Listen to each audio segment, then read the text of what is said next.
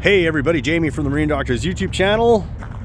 And sometimes as a professional, you have to tell someone when they need to pull the pin on something or when to not invest any further in what they already own or are considering purchasing. Now, I've got a boat over here that the guy showed up with. I think it's a 55 horsepower Suzuki. And I was upfront with the guy and said, you know what, dude? I don't work on Suzuki. I don't know a lot about them. But he used the magic words of, I trust what you're going to tell me. So here it is. Oh, sorry, 65. 60. Oh, no, maybe that is a 55. Anyway, it's some kind of engine that ends with a 5. So what had happened with that particular engine was he was running out on the water, ended up and died and wouldn't restart. So we did our normal checks on it, spark compression, we ran it, and we couldn't find anything wrong with it. So that typically means that he didn't imagine it. Something's going to happen next time he goes to the lake. Unfortunately, I just can't tell him what's going to happen. It could be maybe that the ignition cut out on it, or I thought maybe it overheated, but there's no evidence of overheating. We took the gear case off, we looked at it. Anyway, I couldn't figure it out. So I called him and I relayed that information to him. He says, well, you know what?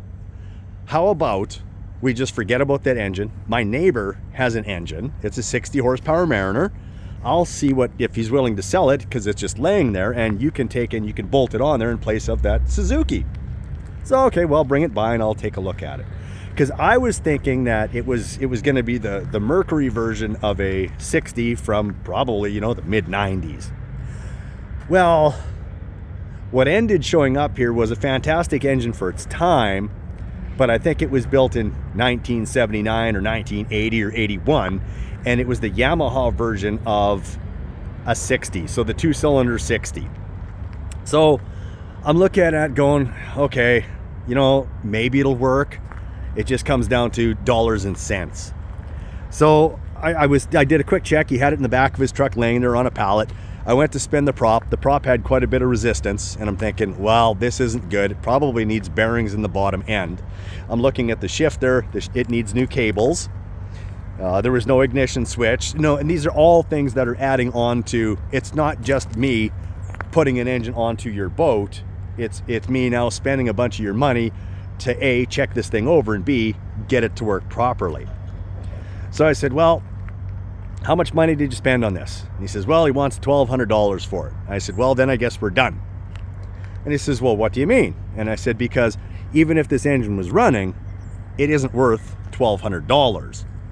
And by the time I finish doing what I would need to do, if I got to throw bearings into the gear case, change out the ignition switch, or put in an ignition switch, I should say, change out the cables, so on and so forth, you're going to be north of, well, $1,200 for stuff I need to do, most likely. So now it's a $2,500 engine that doesn't have tilt, is older than them their hills, and may or may not last very long. So he looks at me and he says, well, I need your honest opinion. What do you figure I should do?